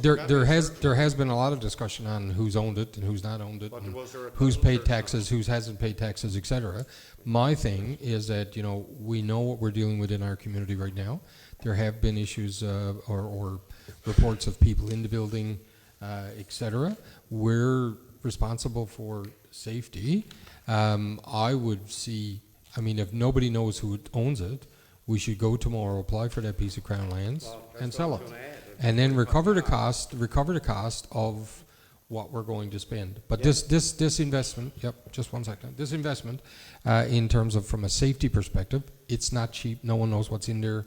You know, we have limited people that are hazardous waste removers. You know, if we leave it there, it's kind of like you're damned if you do or you're damned if you don't. Because if you leave it there and something happens, we're looked at. Just one more If, point. yep, just one second, 'cause I'm gonna go to CAO at her hand up first. The other side is that if we do something with it, then, you know, we have that issue. My thing would be is, you know, if the opportunity's there, and I'm sure that's what she's probably gonna answer here, we apply for the land, we sell the land, recover the money. CAO, and I'll come Yeah, back to you. that's- I'll come back to you. Just to clarify on that, even the municipality cannot apply for the land while there's a structure on it. Right, So so, but as- that, we'll fix that shortly. Hopefully, Absolutely. yeah. Once the structure is gone, the application will be going in for it. Right, okay. And then we can sell it, develop it, whatever, do something with it to possibly recoup or council put something there for the Yeah. community. So the other side is that we need to ensure the Crown Lands, if this passes tonight, that that's our intention. So not that someone's, you know, there's another application there. But, you know, I mean, in terms of recovering, that's as best as we can do. That was Councillor what I Palmer. was getting at, Yep. because if the building comes down, like I said, I have no issue with the building going, it gotta go. But the building comes down, our application should be ready to send Oh, in now. yeah. Right? Not a month from now or 2 months from now, when we got 2 or 3 applications. So that's what I'm saying. Like, I mean, we should, if this goes through here this evening, tomorrow morning, that application, or the intent that that's what will happen, if it hasn't already happened in terms of discussions. But, yeah, I mean, it's funny because if that was a cabin out in the woods, They would burn it Crown down. Lands would burn it down. You know, we don't want to see it burned down, but the end result of it being removed, yeah, should rest with the Crown, but unfortunately, that's the point I'm making. it's easier to push it to somebody else's table, so unfortunately, we're the ones that have to deal with it, I think. Any other further discussion? Only thing I would add to that, Mayor, is Yep. that it probably should have come under protective services. We discussed it in Okay. our committee meeting. So- It was just an oversight. So this is the first month that the committees have been Yes, put back to yeah. where they were, so, yeah, so we'll, going forward, boys, yeah, absolutely, it probably should be. And we can take it out and put it there if we want to, but we got the discussion done now, and, Do you want to withdraw the motion and move it to protective services? well, If I may make a friendly amendment, if that's possible? yeah, as long as it doesn't change the intent. No, I won't change it, just basically, council award a contract in the amount of $54,819.35 for demolition and disposal of the building located 452 Hemp River Road, and that the town begin the process of acquiring the land from Crown Lands. That doesn't change the nature of the motion, so, The nature of the motion is to award the contract. yes, Just- That would absolutely. be That don't the change Crown the Lands would motion. be a You're still totally awarding the separate contract. thing. You're still awarding the contract. That's two different things you're asking for in the one. No, that the town would, we're asking that the. Okay, so then, yeah, okay. Do we need We a won't, motion? we won't accept the motion. I won't accept the motion, but you're free to make it right after. Okay. So, the motion is as it is. Is there any further discussion as the motion is presented? Okay, none being heard. All those in favor indicate with aye. Aye. Contrary minded? Passed. Councillor Brumfield. Oh, Well, sorry, you're contrary minded? Yes, I am. Okay, all right. Okay. Did you want to, Yeah, I just wanted to add in there that, or a motion that the council would apply for this land. yeah, may I suggest that we offer direction, What's that? that council provide direction to staff to do it as opposed to Yes, motion? yeah, the council provides, Yeah.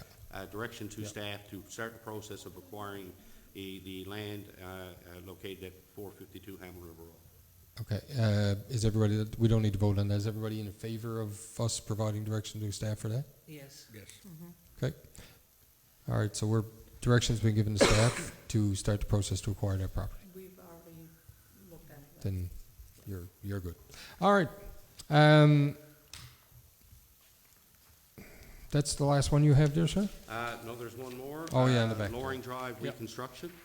Be it resolved that the town of Happy Valley Goose be approve a project amendment request to be submitted to the Department of Transportation and Infrastructure in relation to the Loring Drive Road reconstruction project.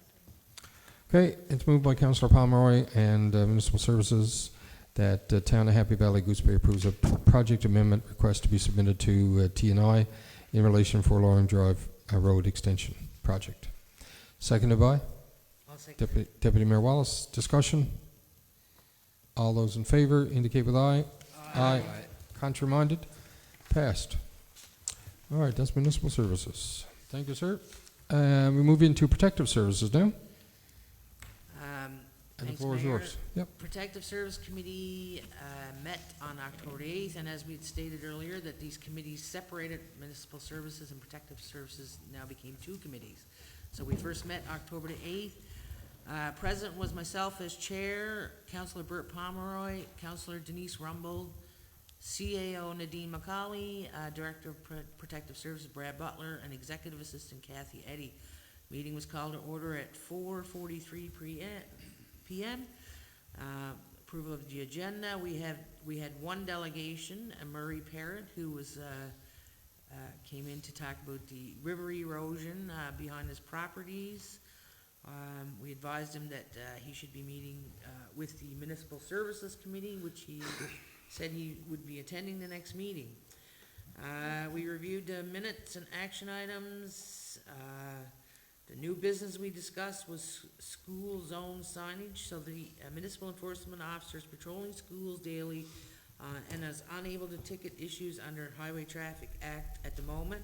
So we noticed many moving violations, and for the safety to children in these school zones, he's requesting council to approve the purchase of a school zone speed signage, which I will be bringing forward shortly, the recommendation.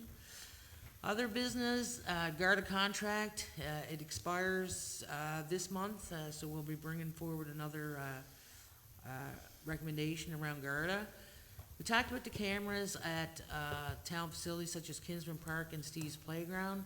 I don't know if any of you'd noticed, but there's quite a bit of damage at Kinsman Park, people entering in through a gate. So we discussed, as a possibility of looking at putting a new gate there that, people can't squeeze through and get in there and do some damage. So Brad Butler's gonna look at that and see what they can come up with. We discussed Woodward's land across from behind 10th Street and White Crescent. There was discussion around, there's still lots of illegal activity going on there. The town owns that property. What can be done with it in the future, possibly developing it or, working with developers in the community. So that's the discussion that will be ongoing. Good idea, I think, because there's lots of activity going on over there.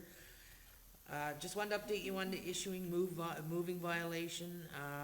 That is being worked on, and we're hoping to hear back from the province in the very, very near future. Again, we talked about dilapidated buildings, and our CAO is gonna be writing a letter to the province around the Crown land property. I wanted to bring to your attention, from the RCMP report, kinda ties in with the Garda extension, but, just to give you an idea, for the month of September, there were 742 occurrences in 2024, and in 2023, there were 606 occurrences. So the numbers are gone up, well up over 100 for this year as opposed to last year. There were 223 persons incarcerated for a variety of offenses during the month of September. So I encourage the public to keep calling in because, the numbers are there. They wanted data, they wanted stats. They're certainly getting them because their numbers are up. And our next meeting is scheduled for Wednesday, November the 13th at 4:30 p.m. I ask that you please accept my report as presented. Thank you, Councillor Compton-Hobbs. The Protective Services Committee report, Councillor Compton-Hobbs is moving that we accept the report as presented. Seconded by? I'll second that. Councillor Pomeroy, seconder. Discussion? Okay, none heard. All those in favor indicate with aye. Aye. Contrary-minded? Passed. You did make mention, do we own that land, or is that Woodward's land? No, just the, Woodward portion adjacent to it is town land that runs in behind White Crescent and Broomfield Street. Yeah, but it's the other side of, It's on the other side. yeah, of- They yeah, just own the corner. So we- Woodward's owns the corner. Woodward's across owns the corner part of the from town. Across. Dairy And Queen. all, yeah, okay, all right. The town owns all that area that was cleared out. Yeah, no, okay, yeah, no, okay, I just, the way I took it was that we owned all of that land, which, Not that corner. no, okay, gotcha. Thank you. All right, approval of checks. No, I got Oh, you have a recommendation, sorry. Yeah. Not used to PS, have a recommendation. There you go, sorry, you have two. Okay, school zone signage.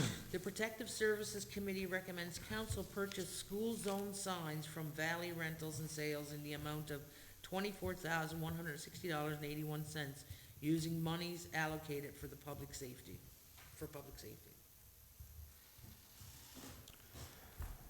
Okay, moved by Councillor Compton-Hobbs that we award, or we purchase school zones from Valley Sales and Rentals in the amount of $24,160.81 with monies allocated for public safety.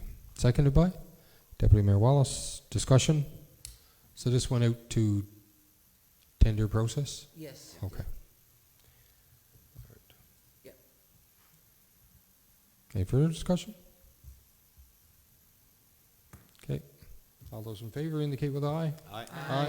Contrary-minded? Passed. Next one. Next one, extend Garda World contract. The Protective Services Committee recommends council extend the contract with Garda World until November the 30th, 2024 on a monthly basis. Okay, it's moved by Councillor Compton-Hobbs and Protective Services Committee that we extend Garda World contract until November 30th, 2024 on a monthly basis. Seconded by Councillor Rumbold. Discussion? So have they got their issues fixed with the vehicle? Like, are they doing active patrols? They do.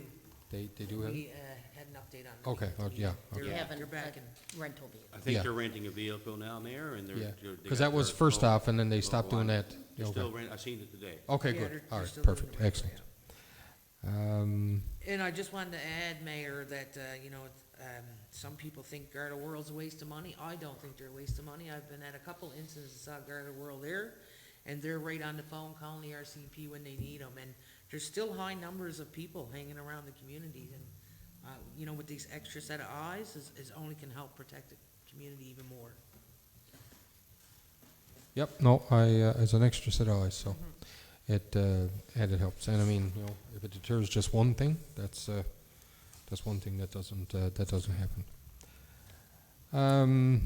Just a quick one on that. I thought did we have a contract with them for month to month anyway? It was for a set term with the option to do month-to-month following. Okay, So their term ends, I believe it's October 31st. So we can extend it to November, extend it monthly to December, depending on council's wishes. Okay, all right, okay, yeah. Yeah, just, would be easier to blanket, would be easier just to blanket, so it doesn't have to come back to a motion. You know, I think it'll mentioned have that to in the be a motion. meeting. Why are we doing it again? Pardon me? It's the same- Yeah, if that's what we have there now, if that was what's in place, why do we have a motion? Just, I Why- believe I mentioned that in the meeting, CAO. if it was a fixed term, and then we had the ability to go month to month after that, Yes. Yeah. why are we approving? Is it because it's a brand new year and a brand new contract? Well, council approved the fixed term, Okay. We have the ability to go month to month, but yes. Yeah, We okay, protect okay, services so maybe couldn't going do that forward, we can without- look at that, Yeah. yeah, okay, all right. Any further discussion? All those in favor indicate with aye. Aye. Contrary-minded? Thank you, Councillor Compton Hobbs. Now we're going to approval of checks, right? Okay, thank you, Your Worship. I'd like to approve the checks for the month of October 2024 in the amount of $601,163.07. Okay, it's moved by Councillor Broomfield, with finance in, that we approve the checks for month of October in the amount of $601,163.07. Seconded by? I'll second that. Seconded by Councillor Compton Hobbs. Discussion? Do you need something? or- Mayor, Oh. just, Sorry, yep, I don't have a copy of the checks. I don't know if Do you want anybody them? else has a copy. there you go. I thought it made its way down there, whoops, sorry. Do you have it? You're good? Yeah. Okay. Any further discussion? Okay, all those in favor indicate with aye. Aye. Contrary-minded? Passed. All right, councillors' forum. Where to start? Councillor Brumfield, your turn first tonight, sir. I'm going to keep it short and sweet this evening. Short and sweet. Short and sweet. Okay, this is our last year as a council, the 13th council for this year, for this council. And we had big shoes to fill, and we still got big shoes to fill, and we got lots of issues to deal with, but we're still dealing with them. We're still here. We've changed some since we first got on, but that's it. Part of the thing, eh? Right now, we're all in budget prep coming up. Like I said, October the 24th, Thursday's gonna be our first meeting. It is gonna be interesting to see how things go with the budget, because issues come up and their priorities get reshuffled. Our number one priority usually is everything dealing with water in this town. And when we go for projects and we put out tenders and they actually start it, we turn around and find out the project has gone up more than it is. That's the way it is, and that's the way budgets work. We just finished the audit for 2022, or approved the audit, I should say, which is a good thing, which is the last audit for the previous council, actually, but came out in September of that year, so it is their audit. As the auditor said, she's gonna be busy with other stuff between now and December, or Christmas, really. So she's hoping to get into 2023. But when we're through the hard years, hopefully it won't be as near as long as it has been for the previous years. I'm hoping we'll have that. Myself, and lucky if we have it by March, I'll be happy, to be honest with you. Other than that, I'd like to thank all of our staff and everybody in this community for a good year, and wish you all the best with the new year coming up and the winter season coming on. Thank you. Thank you, sir. Let's go across the table. Councillor Compton Hobbs. Thank you, Mayor. Just wanted to talk a little bit about public safety again. There's still lots of activity going on in our community. There's still large numbers of groups of people that are causing some havoc in the community. There is more of a presence of RCMP. So, you know, if you're seeing any illegal activity out there at all, call the RCMP. They want stats, they want data, they want numbers, so keep calling it in. And you're actually helping, helping people too when you call in something you see that's unsafe or illegal or whatever. Happy Valley Day was on September 26th. That was a great event again this year. People enjoyed it. Lots of people got out, so that was a great day. The firefighter appreciation dinner and dance was held. I couldn't make it, but hats off to all the firefighters and the volunteer firefighters in the community, because Without them, you can never thank the firefighters enough. They go above and beyond and, to protect the community, so thank you to the firefighters in Happy Valley Goose Bay. I attended a celebration for one of our town's employees, and she's a friend of mine too, Christine Tremlett, on Saturday. It was a great night, and I was happy to see that the CAO attended as well, and MHA Trimper, and a few others, but it was a celebration for her. She's certainly dealing with, a medical issue that she's battling moving forward, but it was a nice night, and I was happy to go there and celebrate with her, especially, with her being a town employee for the past 8 years. I think that's it for, I wanted to say too, congratulations to Justin Burden and Mike Bessie on their awards they received at the Fire Appreciation Dinner and Dance the other night. Great job. That's it for me, Mayor. All right, thanks. Scoot across the table to Councillor Rumbold, as she looks and smiles. Oh, thank you, Mayor. I always smile because Councillor Broomfield says, I'll keep it short, and I'm like, oh God, how do I keep it short? Just a few things, though. Small Business Week, October 20th to the 26th. Town of Happy Valley Goose Bay is fortunate that we have so many small business owners that are just the lifeblood of our community. They are the ones that sponsor sports teams. They're the ones that are there to give donations. They work really hard, and they deserve to be acknowledged. So we just want to shout out to the small business owners and tell them that we see you, we appreciate you, and we value your contributions to our community. Flu shot clinics are now happening in our community. There is a website called timefortheshot.ca. Very easy, simple process. You can go on and register, book an appointment for a flu shot and a COVID shot. If you or anybody in your family is immune compromised, or you want to protect yourself or those around you, by all means, it's just a simple, easy process, and it takes 15 minutes and you're in and out. There's been some talk in the news about the significant increase to air travel in our region. And I would like to acknowledge our council and Goose Bay Airport Corporation for, meeting and discussing, and the interviews and the statements that have been given by Rex and our mayor in bringing this.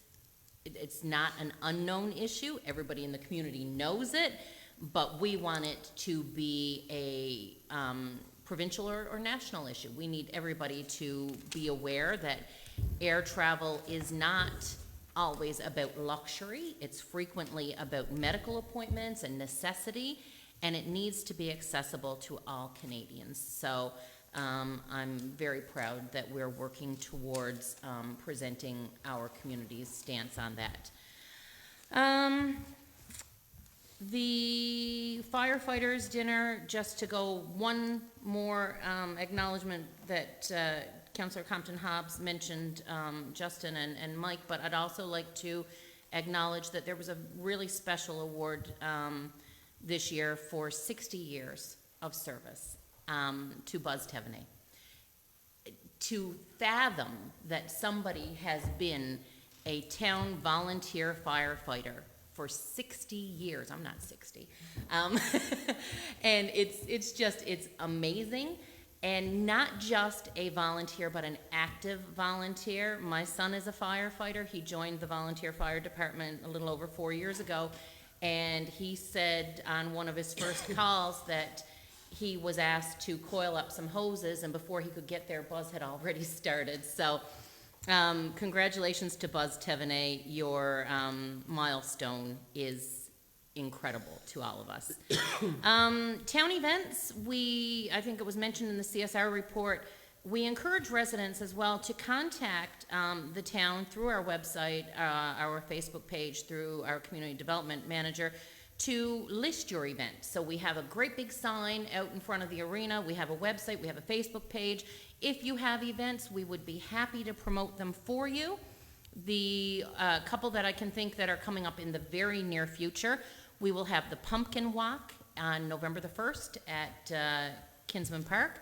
So everybody who carves a pumpkin on Halloween, the day after, rather than risking them being, tossed away, you can bring them to Kinsman Park. We'll line them up. Everybody can walk around and see all the fabulous artwork. And then I do believe, I'm looking at the CAO, we'll make an offer to local farmers or composters. Somebody hopefully will take them away and make great use of them. As well, bonfire night, November the 5th, so that's just around the corner as well. So those are a couple of events that are coming up in our community. My final thing, I just wanted to offer personal condolences to the Anthony Weber and Burden families on the loss of Jordan. We very rarely do we have a council meeting where there's not, unfortunately, condolences being offered to somebody, but I just wanted to say that, we know that there have been a significant number of people, for a young person to have touched so many lives. It is very significant, and we would like to extend our condolences to them. And that is it for me this week. Thank you, Councillor Roco. Councillor Winters. Thank you, Mayor. I just got a couple of things. Keep it short, like. Councilor Brumfield? Shorter and sweeter. Yeah. Just one thing again. I got to reiterate. The main thing is the firefighters, and I did have the pleasure to attend that event, and the amount of professionalism, brotherhood, the work they do, the training, the awards. They get one night a year, and just considering the work that they do, and I mentioned to the firefighters, like. When you volunteer as a firefighter, and I mentioned this to a couple of firefighters, I volunteered in this community for over 40 years. Never once have I volunteered and not expected to come home. Every time they volunteer, you don't know if they're coming home. You don't know if they're going to get in trouble, you don't know if they're going to get hurt, or even worse. So, again, what they do for this community goes above and beyond what I can say. I'm just glad that they have their one night. I wish it could be more, but I mean, it's the nature of their work. And what was really interesting that happened there was a fire call. And you've seen all the majority of firefighters, just like one beeper goes off, two beeper goes off, and 5 beepers goes off, and then they just get up and they go. And that's the life they live. So, like I said, hats off to those guys. They are amazing. Actually, not just guys, male and female. There are some actually new female firefighters involved. So, again, what they do for this community above and beyond, and even raising money for Muscular District. Everything they do about this community is great. Hats off to Brad Butler and Andy Fresney and everybody involved in that program. The next one was the Trapline Marathon. Congratulations to those guys on putting off another successful event. The town do provide some in-kind services, but without the core of the group, that wouldn't happen. And you're looking at people that are qualifying for the Boston Marathon through this event and that sort of thing. So hats off to those guys. And lastly, again, reiterating what Councillor Rumble said, was condolences to the family of Jordan Anthony. That's a very, very tragic situation. And again, it's sad. It's things like that shouldn't happen. Thank you. Indeed. Did it, sir? That's it. Councillor Palmer. Yes, thank you, Mayor. I'll start with policy F009. I'm hoping that we can get that resolved sooner rather than later. It's not funny. Yeah, no, it isn't. But It it's, shouldn't have it needs to be resolved. A lot of work has gone into that by two committee right now, two committees, and they're the same committee, different individuals. I thought we were in a position to present it. Obviously, an email was sent. I didn't see it. And the only change really was an addition that the CAO put in after the fact regarding eligibility. I'm fine with that. Hopefully we'll get that resolved sooner rather than later. Also, I wasn't able to attend the fire department's annual dinner and awards as well. I was out of town for the better part of the last week and a half. And but I can tell you, having seen from experience in my neighborhood of a fire that broke out a few years ago, I actually was the one to put the call in. I pulled out on Johnny Hill, looked up the street, and I seen black smoke. I thought it was a barbecue. First, when I went up, the back of the house was in flames. Nobody was around. I knocked on the door, I contacted the fire department, and it was 2 minutes. 5 minutes, there was just, the chief was there, and it was such a well-oiled machine. And I'm willing to tell you, at that time, there were people, some people who are now members of the fire department, who were watching this unfold and said, you know, great, the work that they do, and they joined the fire department because of incidents like that. So, and also, congratulations to Firefighter of the Year, Justin Burden, and to Fire Officer of the Year, Michael Bessie, very well deserved, and hats off to all our volunteer fire departments and paid fire department members as well. Good to see council agreeing to a donation to the recycling group. If you haven't had the chance, I urge you to go up when they're collecting their materials once a month, or every 6 weeks, whenever they can get together, and just look at what the amount of stuff that's going in there and that's not going into our landfill. So I think that's money well spent. Can we give them more? I'd like to give them a lot more, because of the work that they're doing is saving us a lot more than what we're giving them. I also want to extend my condolences to the family of Don Wells. Anyone that have known Don Wells was a true ambassador of Happy Valley Goose Bay. Everywhere he went, he was very proud to raise our flag and talk about the wonderful things and the wonderful opportunities that is here in our town. So I'm sure he'll be missed. He was always respectful and very supportive of our community. And Halloween is creeping up on us faster than a ghost in a haunted house, so it'll be here next week. And so a lot of the kids will be out in full force. Motorists, we're asking to slow down, slower than a zombie on a Sunday afternoon stroll. But and to keep your eyes out for the wandering witches and goblins, and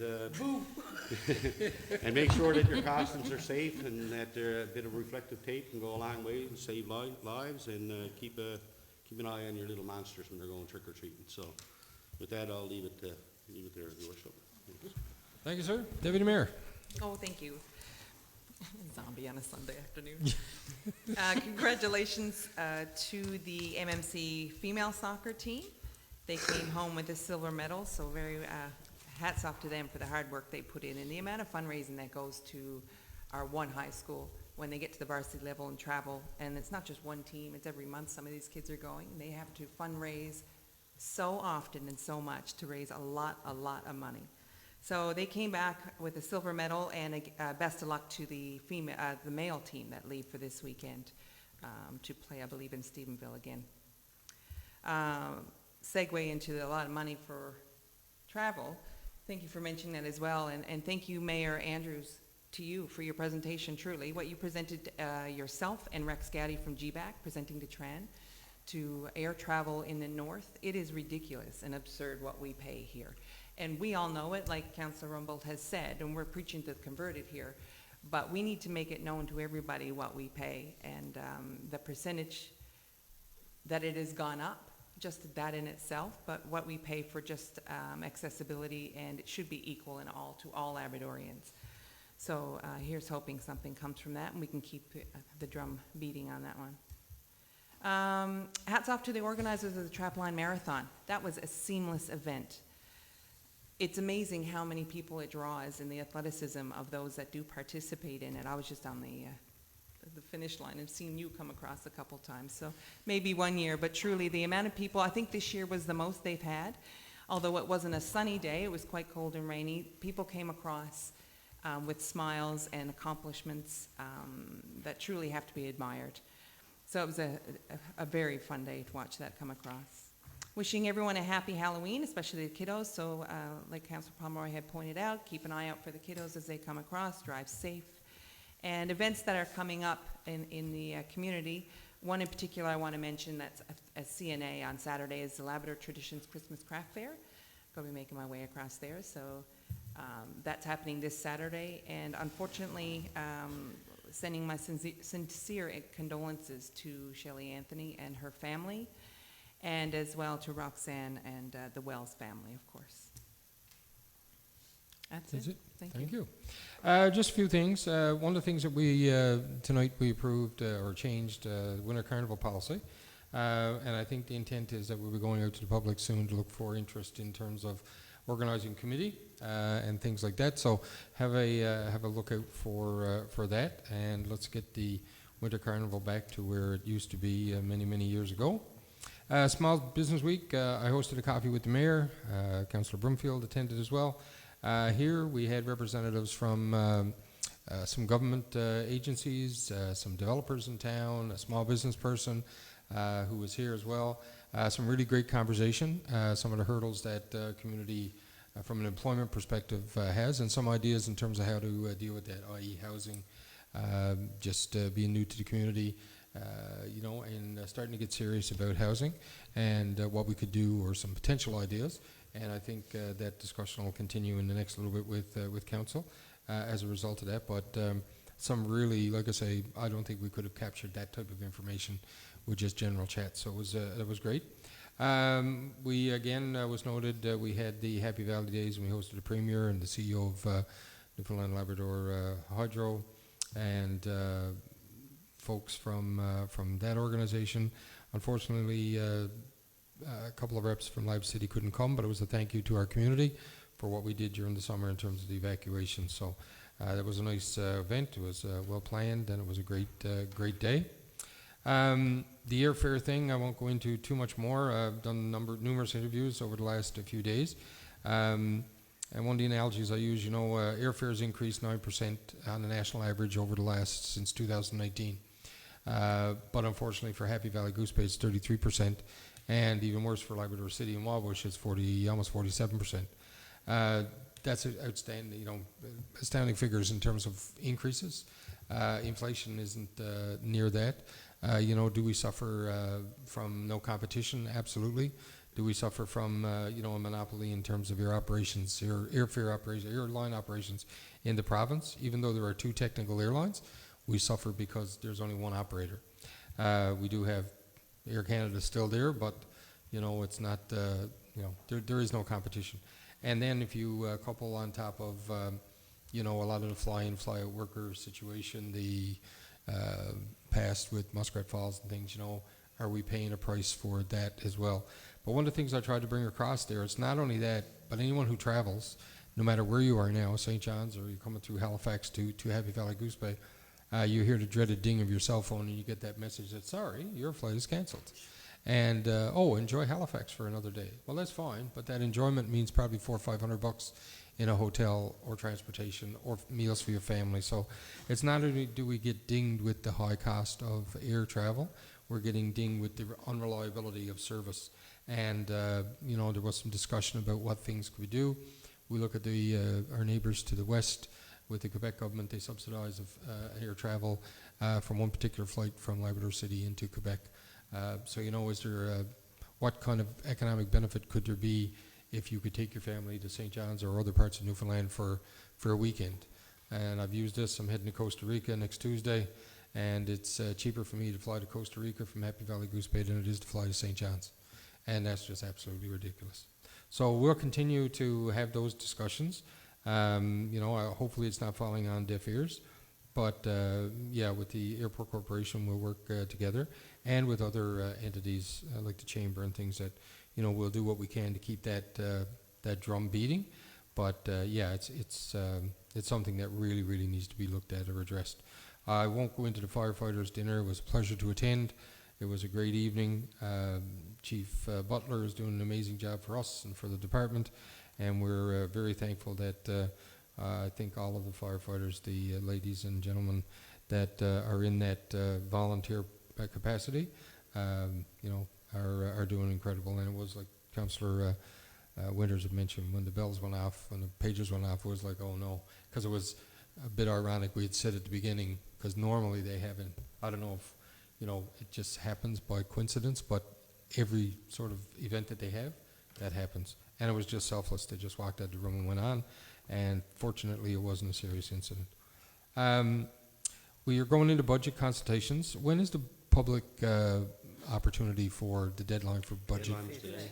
It's today, is it? So if if you haven't got your budget consultation documentation into us about what you'd like to see in the budget, I'm sure that over the next few days, no one will discard your emails or your letters. But input from the public as to what they'd like to see is important to us, and it comes into consideration. Because, there is only so much money to go around. And from that, then from a priority perspective, we have to prioritize as what Councillor Brumfield had said. I'd like to throw something on the table here from a council perspective. I'd like us to consider to going to 2 meetings a month. whether that be committee or committee of the whole or something like. There's a lot going on, and it prevents some of the things that happen here this evening in terms of expecting but not expecting, and to your point in terms of A009, we've been trying to deal with that. I think we're at a point to deal with it, but unfortunately something small happened and we couldn't. So if we had two, whether it's committee of the whole meetings or 2 rounds of committee meetings, it would, I think, give us an opportunity to address a little bit better some of the things that are happening. And if there's nothing to meet about, then it's a short meeting. But at least it's there. The other thing is that we're having some serious conversations over the next little while in terms of budget. So yeah, that'll be 10 or 12 evenings that we'll or sessions that we'll have, and hopefully, knock on wood, we'll come out on the good side and be able to invest and meet everybody's expectations. But trying to decide and prioritize those expectations is always hard. And with that, that is it for me, I think. Yes, that is it. Anything from staff? There you go. She does have something. CAO. Just for the public, although Halloween is not quite here next week, There you go. Come a little closer. There you go. though Halloween is not quite here, next week, we will be, probably later in the week, we will be announcing the theme of the Santa Claus Parade, so people can start getting prepared for their floats and registrations. Happy Halloween. That's good. Okay, so no, that's good. And tree lighting and all that stuff. So we're going into an exciting time. Hopefully Mother Nature will hold off, for a few more months yet, but hold off at least till Halloween's over so the kids can enjoy Halloween and parents can enjoy walking around without too much snow. Anything for you over there, sir? No? Okay. All right. All right, so if there's nothing else, I will adjourn, I will accept a motion to adjourn the meeting. Motion to adjourn. And made by Councillor Compton-Hobbs, seconded by Councillor Rumble. All those in favour? Aye. Indicate with aye. Contrary-minded? Meeting's adjourned.